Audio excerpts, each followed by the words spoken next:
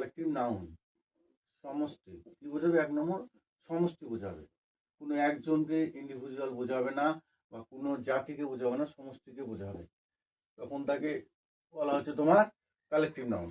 আমি যদি লিখি এ colony of ant,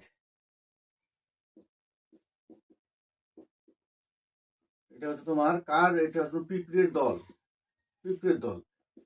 A bevy of হচ্ছে তোমার লেডিস,